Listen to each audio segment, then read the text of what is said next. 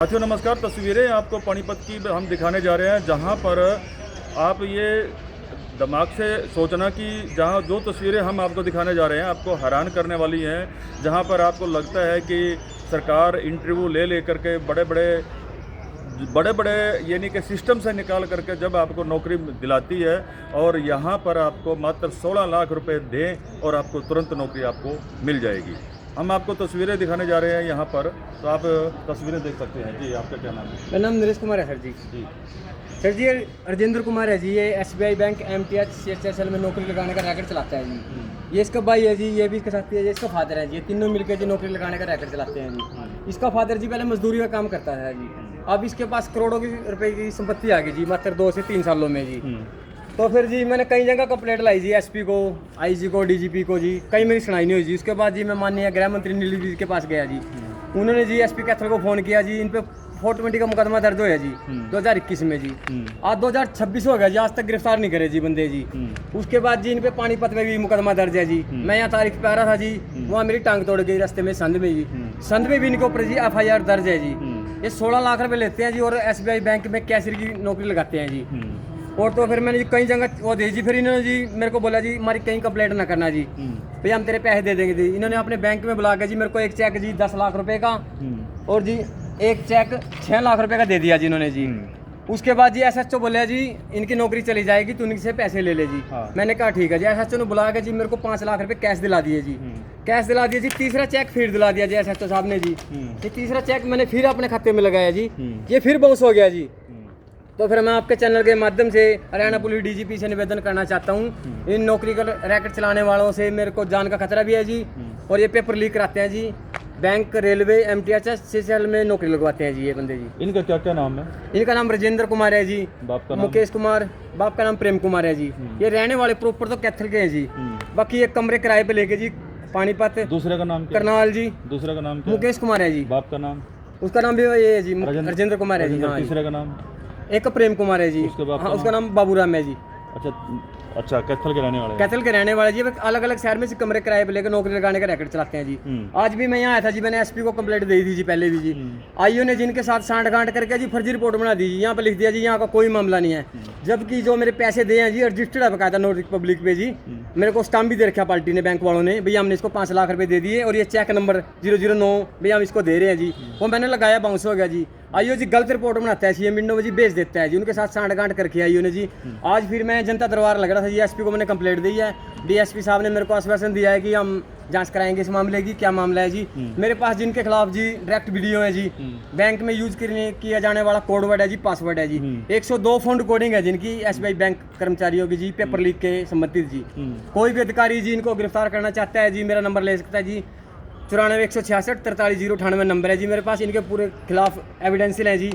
सरकारी कर्मचारी है जी जो पेपर लीक करते हैं जी। ये अब तक ये कितने ऐसे मतलब फ्रॉड रह चुके हैं? ये जी बहुतों को नौकरी लगा चुके हैं और बहुतों को पैसे ठग चुके हैं जी। वो लोग अब भी नौकरी में हैं? हाँ जी, नौकरी कर रहे हैं जी। कितने पैसे लेते हैं? मतलब 16 लाख रुपए लेते हैं। आपसे कितने लिए? मेरे से 16 लाख रुपए ले रखे हैं। आपसे कब लिए हैं पैसे? मेरे से 2017 में लिए थे जी। मैंने जी अपने मकान पे लोन करा के इनको प्रॉपर पैसे दे रखे जी। नंबर 1 के पैसे हैं जी। मैंने एक प्लाट बेचा जी, तो वो भी मैंने इनको पैसे दे रखे थे जी। फिर इनको खतरा हो गया जी हम पकड़े जाएगा हमारा रैकेट।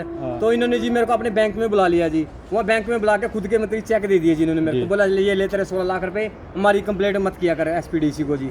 वो मैंने 16 लाख के जी चेक लगाए जी, वो बाउंस हो गए सर जी। अच्छा जी। तो उसके बाद जी मेरे को फिर 5 लाख रुपए दे दिए जी। फिर तीसरा चेक फिर दे दिया जी। इन लोगों ने जी टोटल मेरे को जी 20,50,000 रुपए के चेक दे दिए जी। 5 लाख नगद दे दिए, जबकि मैंने लेने 16 लाख रुपए हैं जी।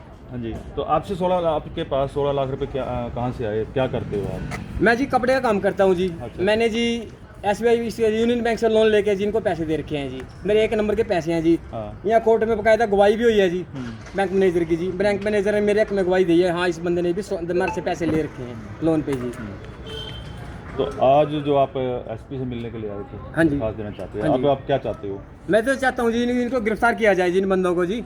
ये पेपर लीक करते हैं जी, बैंक, रेलवे, MTH CHSL में जी पेपर लीक करते हैं। ठिकाने को पता है? हाँ जी, मेरे को पता है जिनको ठिकाने का जी।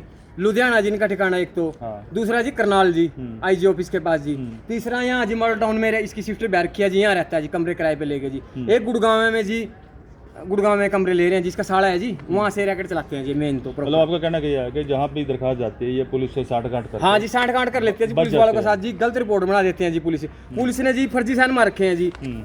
कई रिपोर्टों में जी मेरी, यदि वह सैन जी हिंदी में सैन मार दिए जी आईओ ने जी, एक ना तो जी बिल्कुल ही हाँ। अपने आप खुद ही सैन मार रखे हैं जी। अच्छा, हाँ जी, आपके नाम जबकि हाँ जी मेरे नाम के मार दिए जी, उसके नाम के मार दिए जी।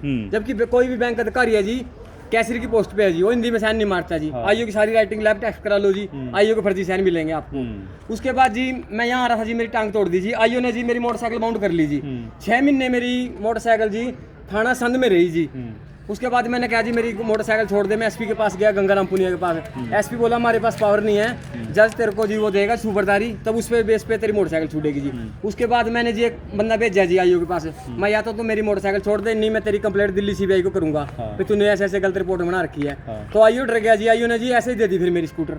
अब मैं आपके चैनल के माध्यम से पूछना चाहता हूँ, मेरी स्कूटर का नंबर बता देगा ना आईओ जी, उसको 1 लाख रुपए नाम है जी। मतलब कि मैंने जी 2 साल हो गए 3 साल हो गए मोटरसाइकिल ले रखी, आज तक नंबर नहीं लगाया जी। मेरी 6 महीने पुलिस कस्टडी में रखने के बाद क्यों छोड़ी है जी? मैं एसपी साहब से पूछना चाहता हूँ कि मेरी मोटरसाइकिल का नंबर बताया जाए, और आईओ ने कितने पैसे लेकर मेरी मोटरसाइकिल छोड़ी है, और कितने पैसे लेकर जी बैंक वालों की गाड़ी छोड़ी है जिन्होंने मेरे ऊपर हिट एंड रन कराया, और मामले में जी छोटी छोटी धारा ला के जी उसको मतलब कोर्ट में पेश कर दिया जी। तो कोर्ट का क्या चल रहा है अब? कोर्ट में जी केस चल रहा है जी अब उनके खिलाफ जी। अच्छा, हाँ जी, अभी वो जमानत नहीं ली जी कोर्ट से उन्होंने जी, एविडेंस हो गई है? जान ही रहे जी अभी वो जी। हाँ जी, वो मैंने दे दिया जी एडवोकेट साहब को जी अपने। उनकी एविडेंस हो गई है? नहीं जी, उनका कुछ नहीं हो रही जी अभी तो जी, वो पेश ही नहीं हो रहे हैं? पेश ही नहीं हो रही जी अभी वो बैंक वाले जी। तो उनके आप बता रहे हैं कि कुछ जो फर्जी जो ना हाँ जी, उनमें से जी एक बंदे ने जी रिजाइन दे दिया अपनी नौकरी से जी। मैं आपके चैनल के माध्यम से हरियाणा पुलिस डीजीपी से पूछना चाहता हूँ जी, आज के टाइम में जी कैसरी की नौकरी कौन छोड़ देगा सर जी? आज के टाइम में जी मेरे को पीने की नौकरी दिला दो जी, मैं वो भी नहीं छोड़ दूँ। कितने महीने नौकरी करी है उसने जी कम से कम भी 11 से 12 महीने नौकरी करी है जी। तनख्वाह ली है? तनख्वाह ली है, गवर्नमेंट के खाते में से आई है, मेरे कहने से तो बनेगी नहीं सर जी। वो अकाउंट से, गवर्नमेंट के अकाउंट से खाते में गई है जी। डर के मारे रिजाइन? हाँ जी, दीपक कुमार नाम है जी उस बैंक कर्मचारी का जी। तो मैं आपके चैनल के माध्यम से, कहाँ से रिजाइन दिया? उस टाइम कहाँ था वो? वो जी लालूडी से दिया जी उन्हें रिजाइन जी। लालू? हाँ, लालूडी 2 दिन उन्होंने ज्वाइनिंग ली है, जिसके बाद रिजाइन दे दिया। पहले पातड़े था जी वो बंदा। पातड़ो था वो? हाँ जी, हाँ जी। ठीक है जी, और कुछ कहना चाहेंगे? बस मैं आपके चैनल के माध्यम से गृह मंत्री नीलगिरी से भी वो कहना चाहता हूँ, निवेदन करना चाहता हूँ कि जी आपके द्वारा की गई एफआईआर पे भी कोई जांच नहीं हो रही है जी। पुलिस मेरे ऊपर प्रेशर बना रही है जी, मेरे ऊपर जी 7 कामने का मुकदमा लगा दिया है, कभी कुछ कह दिया तूने ये छेड़ी है जी, वो छेड़ी है जी, झूठे झूठे प्रेशर पा रही है पुलिस समझौते के लिए मेरे ऊपर जी। मैं मानसिक रूप से हरासमेंट कर रखे हूँ जी इन बैंक वालों ने जी। इसका भाई ने जी एसपी गंगाराम पुलिस को जी अपना फर्जी आधार कार्ड बनाया जी वहाँ का कर्नाटक का जी, और कैथर बदली करा ली जी होम सिटी में। कोई भी किसी भी पुलिस कर्मचारी की पूरे हरियाणा के अंदर जी 35 फुट दूरी पे ड्यूटी नहीं है जी। मात्र एक सड़क है 35 फुट की, सामने मकान है, इधर कोर्ट में ड्यूटी है जी उसकी। मैं आपके चैनल के माध्यम से निवेदन करना चाहता हूँ कि जी मुकेश कुमार है जी, हरियाणा पुलिस में कार्यरत है जी, कैथर में ड्यूटी है, उसकी भी जांच की जाए जी। करोड़ों की संपत्ति है जी। मैं ये पूछना चाहता हूँ जी, एसपी के पास इतने पैसे नहीं जी, सिपाही के पास इतने पैसे कहाँ से आ गए जी करोड़ों की? शोरूम पड़े हैं जी कैथर में खरीदे हुए जी उनके, इसके नाम से? ये पुलिस वाले हैं जी जो अच्छा, जो पेपर लीक करते हैं जी। और जी 1800 गज की पट्टियां पड़ी हैं जी, जो सनसिटी होती है जी, मौके की जमीन होती है, मतलब कि करोड़ों में डील होती है जी। आप उनके एविडेंस निकलवा सकते हो भी किसके नाम जमीन है ये। मैं बता दूंगा जी भी ये शोरूम इनका, ये शोरूम इनका, ये दुकान इनकी, ये कोठी इनकी, उड्डा में ये कोठी इनकी जी। कहाँ से आ गई जी हरियाणा पुलिस कर्मचारी के पास जी इतनी प्रॉपर्टी जी? उनके पास पैतृक संपत्ति क्या थी? पैतृक संपत्ति जी 1 किला था जी, 1 किले में थे जी, पौना किला था सर जी उनके पास टोटल। उसमें जी 10 से 12 मालिक थे जी उसके, मतलब कि वो टोटल जी 57,000 रुपए पल्ले आए थे जी, बेचती थी वो बहुत पहले ही।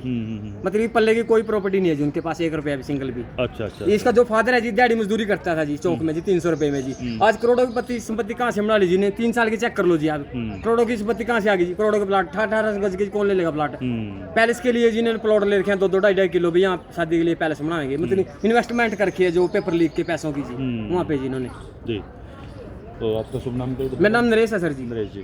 तो आप साथियों ये देख सकते हैं कि बहुत बड़ा बाउंडर है, इतना बड़ा बाउंडर है कि आप देख सकते हैं नरेश के साथ कितनी घटना घटी है, और ना ही पुलिस इंसाफ दे चुकी है, और कोर्ट में जाना पड़ा है। कोर्ट ने भी इनकी पूरी तहकीकात की है, जो कोर्ट ने एविडेंस इनसे मांगे वो सारे के सारे सबूत पेश किए गए हैं।